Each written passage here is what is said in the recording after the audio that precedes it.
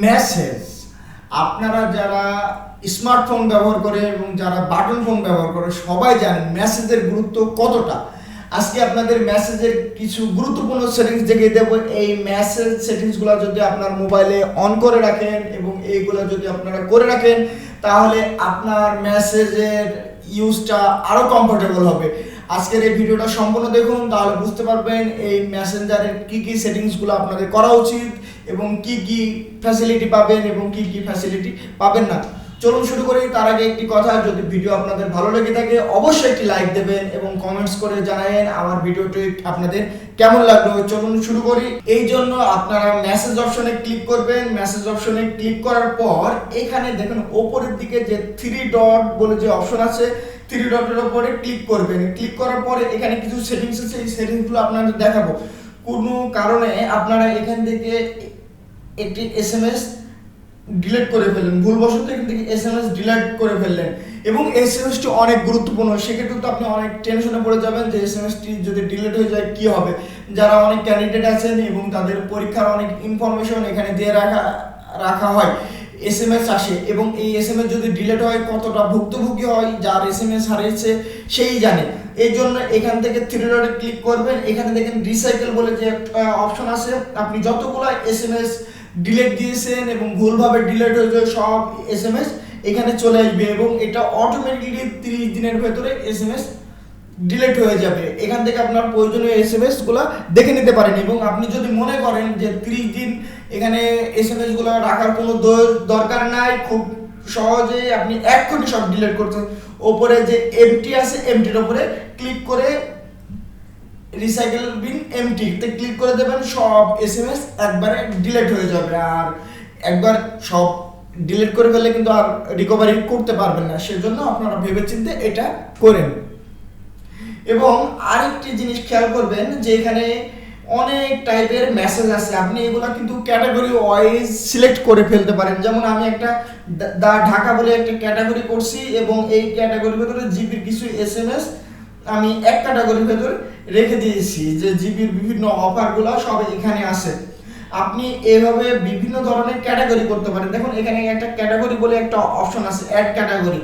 এখান থেকে মনে করেন যে কোনো একটা ক্যাটাগরির নাম দিলাম এ বি সি দিয়ে ডানে ক্লিক করলাম। ক্লিক করার পরে এখান থেকে আপনি সিলেক্ট করে নিতে পারেন যে কোনটা কোনটা আপনি এই ক্যাটাগরির আন্ডারে রাখবেন। এখান থেকে এভাবে সিলেক্ট করে রাখবেন, ডান করে দেবেন এবং এখান থেকে দেখুন ঢাকা এবিসি এইভাবে ক্যাটাগরি অপশন চলে এসেছে এবং এভাবে খুব সহজে ক্যাটাগরি অপশন করে আপনার প্রয়োজনীয় এসএমএস গুলা ক্যাটাগরি ওয়াইজ ভাগ করে নিতে পারেন। এটা আপনার জন্য অনেক ইজিলি এবং কমফোর্টেবল হবে, কারণ আপনি দেখবেন যে আপনি প্রয়োজনীয় একটি এসএমএস আসছে এবং এই এসএমএসটা দিন মনে করেন 2 মাস আগে এসএমএস করছে, এটা কিন্তু অনেক পেছনের দিকে পড়ে যায়। আর আপনি যদি এটা ক্যাটাগরি ওয়াইজ টপিকস ঠিক করে রাখেন তাহলে খুব সহজেই আপনি একদম খুব দ্রুত আপনার এই এসএমএস গুলো সামনে পাবেন। আশা করি এটা আপনাদের অনেক ভালো লাগবে। তারপরে এখান থেকে একটু নিচের দিকে দেখুন সেটিংস বলে যে অপশন আছে, এখান থেকে দেখেন একটা সেটিংস আছে হচ্ছে ব্লক নাম্বার এবং স্প্যাম।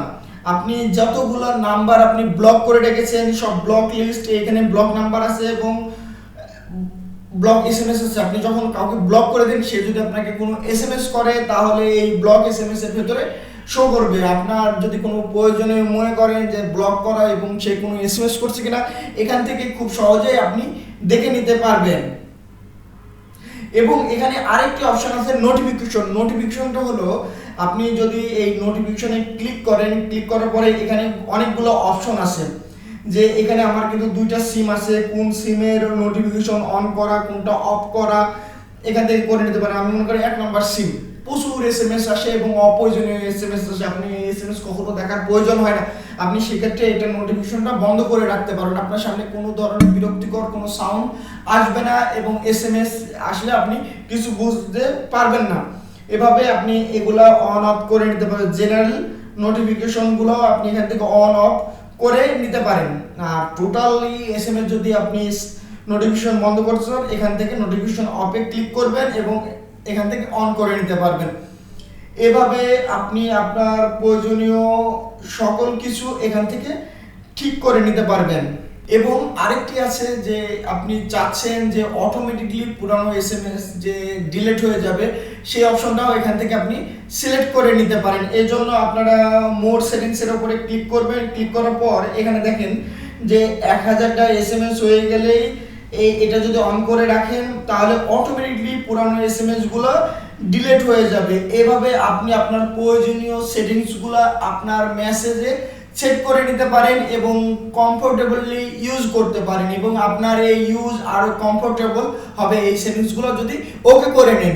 আজকের ভিডিও এ পর্যন্তই। যদি ভিডিও ভালো লেগে থাকে অবশ্যই একটি লাইক দেবেন এবং এই টাইপের ভিডিও পাওয়ার জন্য অবশ্যই আমার চ্যানেলটি সাবস্ক্রাইব করবেন যদি আপনাদের এই টাইপের ভিডিও পছন্দ হয়ে থাকে, এবং কমেন্টস করে জানাবেন আমার ভিডিও আপনাদের কেমন লাগলো এবং আপনারা এই টাইপের কি কন্টেন্টের ভিডিও চান আমার কমেন্টস বক্সে জানাবেন।